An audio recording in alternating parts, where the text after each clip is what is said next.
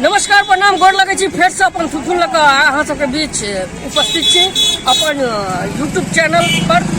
जे चैनल अहाँ देख रहल छी चैनल के नाम छै रवि कौशल। और अखन हम बस स्टैंड मधुबनी के बस स्टैंड में छी और बस के इंतजार कर रहल छी। नेपाल के जटही जाय वाला बस अखन एकटा छलै जे चलि गेलै और हम लेट भऽ गेलियै ताहि दुआरे दोसर बस के इंतजार कर रहल छी।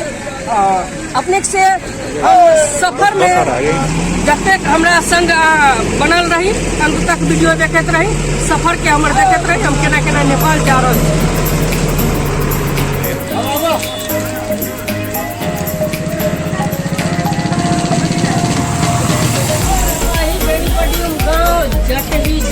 चलिए बस में चढ़ जाइए, बस में चढ़िए ना।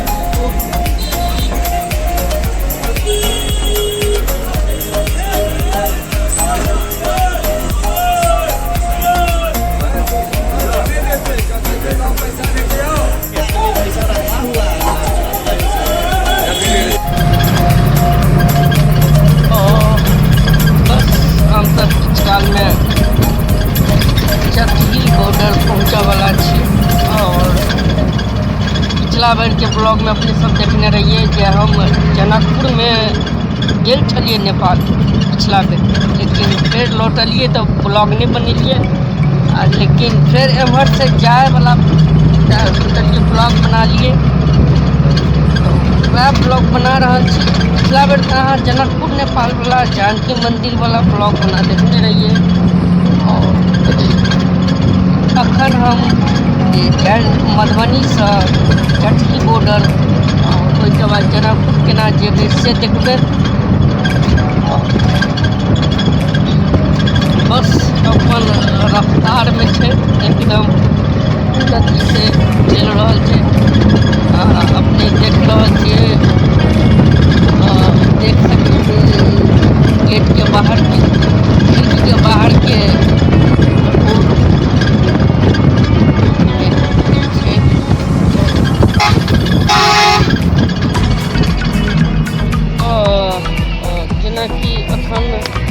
बासोपट्टी में छी। बस जे छै से किछु विलम्ब के साथ चल रहल छै और किछु सेहो लागल।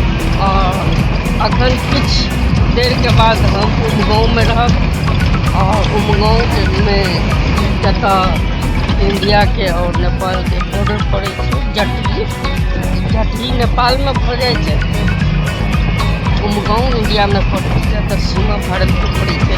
अपने सबके हम फोटो के न चले छी, फोटो के ब्लॉगिंग हेतै, फोटो के अपने सब देखबै।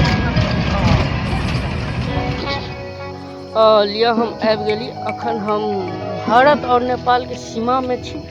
और एतऽ लिखल छै भारत में आपका स्वागत है, वेलकम टू इंडिया, यानी इंडिया और नेपाल के बॉर्डर पर छी। और ई एक नदी छै, बाबा ई नदी कौन छै? यमुनी। ओ ई नदी छै जेकर नाम छै यमुनी। बाबा से पूछलिए, बाबा कहलकै यमुनी नाम छै। और एतऽ तक ब्लॉगिंग के करऽ के मौका भेटल। बस में कनी दिक्कत भऽ जाइ छै, सब आदमी सब बैठल रहे छै तब और वजह में कनी ताहि दुआरे।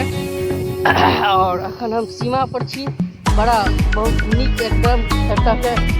और किछु हमर मोबाइल से नेटवर्क सेहो जा रहल है, नेटवर्किंग अथी में थोड़ा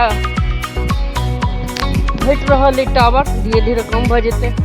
और किछु दूरी आगाँ जाय पड़तै तऽ आगाँ जाकऽ हमरा किछु गाड़ी भेट सकैए। 10-15 मिनट के रास्ता तय करऽ पड़तै। चलै छी ताले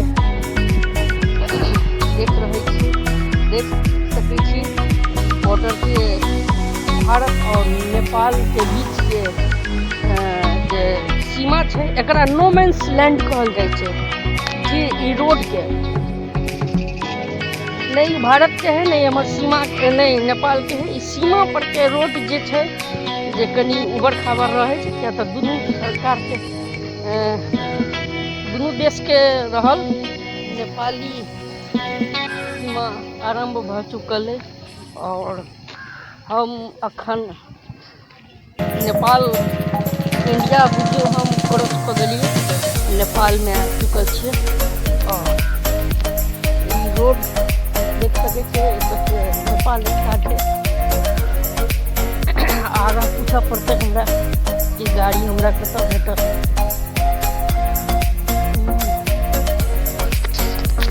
गर्मी तऽ गर्मी और धूपो बहुते पूरा एना जे कि धरती पर एकदम आगि उगल रहल छै तपत गर्मी में बीच सड़क क्रॉस करे अखन ई रोड पर केओ कतौ नहीं छथि और असगरे बौआ ढाना रहल छी देख रहल छी और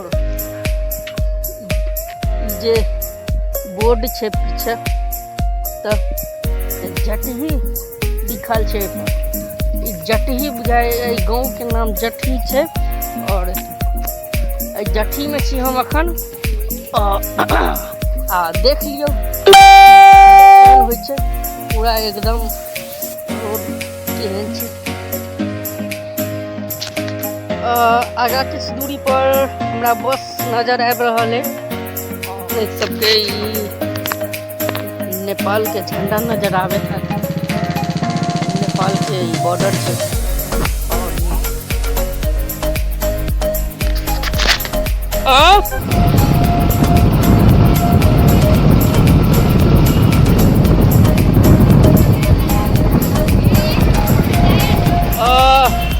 हम जनकपुर पहुंच चुकल छी और अपने देखबे के लिए कि हम बॉर्डर से केना इंडिया से केहन हमर सफर रहले और मूल तो ठीके छले और मूल तो हम फिर ओना पहुँचे गेल छी और जनकपुर धाम में अभी रामानंद चौक पर छी और हम एहिठाम वीडियो के ब्लॉग के खत्म कर रहल छी और अपने सब देख रहल छियै नीक लागलो है तो सब्सक्राइब कर देवे लाइक कर देवे और कमेंट अपन प्रतिक्रिया देवे शेयर नहीं करब शेयर हम कऽ लेब शेयर करने हमर काम छै।